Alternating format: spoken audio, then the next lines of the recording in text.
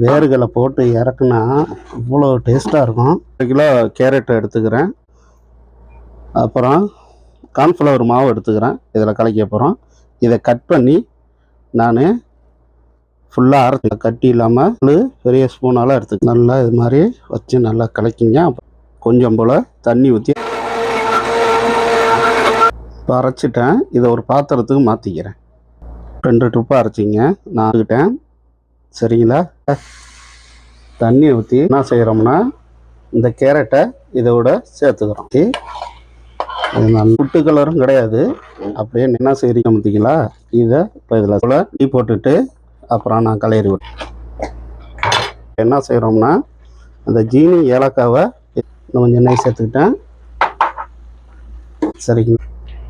நான் இப்போ வேர்களை போட்டுக்கிறேன். சரிங்களா? நல்லா செம்ம டேஸ்ட்டாக இருக்குங்க.